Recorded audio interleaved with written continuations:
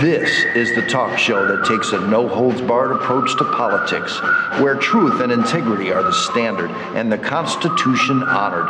From Renaissance Studios, this is Champion News Talk Radio.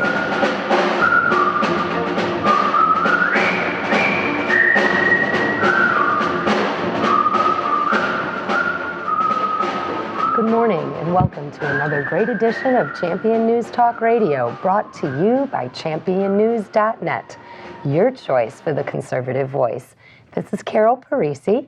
Today our founder, Jack Roser, and myself have the privilege of having two ladies that are setting the standard for honest elections in Illinois, Marilyn Dent and Claire Van Horn from Honest Elections Illinois and True the Vote. Welcome, ladies. Thank you for joining us this morning. Thank you for having us here. Thank you for having us.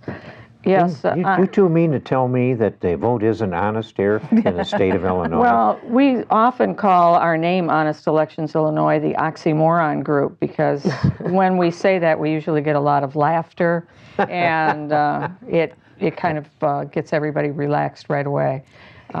It's really tragic that it's that bad. It's often embarrassing, and it truly is. When I've been out of state, I worked with the Wisconsin election efforts and through the True the Vote program. And anytime I said I was with Honest Elections Illinois, I got laughter. And that's not how you want people to think of your state. No, you know what though? I know both of you ladies have been involved in this Tea Party, this American populist movement for a long time, on some national level groups. And isn't it funny when you mention Illinois? What is always the response to you? I mean, we're embarrassed always to be saying we're from Illinois. We believe and we feel very strongly that the fact is that, yes, we have a lot of problems in Illinois, but if people don't step up and do something about it, it will always remain so. And there's no reason to just put up with it. You have to do something. You have to take action. And that's what we decided to do in this Honest Elections Illinois group. We decided there was a need. We had to take action because if we don't, who's going to? If you don't, who's going to? Somebody has to take those first steps. Well, you know, where are you going to be doing your thing? Through the entire state, or more of a geographic area? Where are you going to do your thing? The dream was to go out and talk to various groups all over the state and try to get other groups to set up within their own communities, their own areas, the same kind of a plan. Sounds like the Tea Party. Sounds like a great idea. Yeah. And in reality, I mean, it's a very difficult thing to do because time, effort, money, all of those things play into how successful we could be. We are going out and talking to anybody that'll listen to us because this is across the board important to every single person in the state. An honest vote is more important than anything else. We feel that you could have the best candidate in the world, but if you can't get that person elected, if your vote is stolen, as an American, you're being cheated out of one of the most important things that you have as an American citizen. So we're trying to go out and talk to groups and get them to then stand up and say, you know what, this is really important. We can do our part here, and then another group, and try to spread this as far and wide as we can. You know, the very nice thing about this is the training process is simple. Anybody can be a poll watcher and do things like that. And the only time it's really necessary is on election day. So people could learn this, but then they could also step up and take action. They could still walk precincts and do all the phone banking, but this is the big rock for the big day, the Super Bowl. The Super Bowl. And thank you, ladies, because I know both of you ladies have been fighting this battle for 4 years. I know you all were in on this deal from the beginning, and I know you both started just holding the signs, right? Like we all did. Getting angry. But what you just said, Claire, before, we got to step up and take action.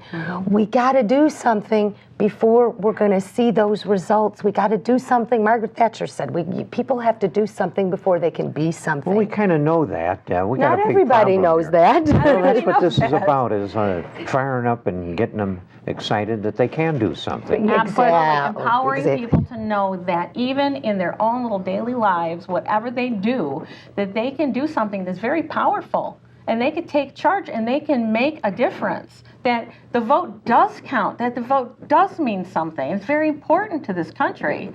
And that they, whoever they are, wherever they are in the state, can make a statement and they can get there and they could do something that's very effective. And one of the things that we found, you mentioned carrying the signs. Yes, we started out there carrying the signs.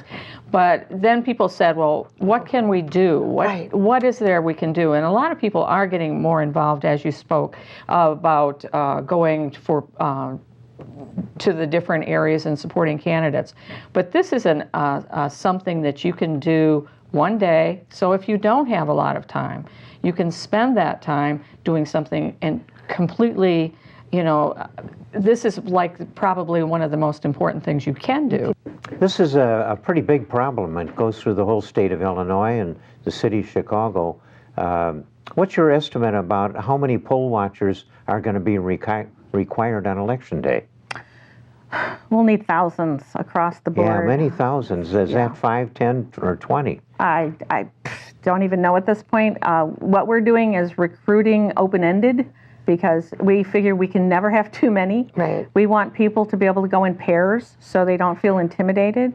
A lot of people who are stepping up to do this are That's people... a darn good idea. Yeah. People who are stepping up to do this are doing this because they believe in our country, and they're afraid, and they're saying, I never did anything like this before. I don't know what to expect. And it's very true. So if you have a partner to go with, if you have a buddy to go with, then there's a comfort there. And it's an if you have empowerment. training, there's comfort there. So nobody will be walking into a poll alone. Nobody will be walking in without proper training, so they know exactly what their rights are, what they are allowed to do and not do. And then they'll have the little booklet there that's so I think there's wonderful. another necessity is you have to have experts on call, attorneys that know what they're doing.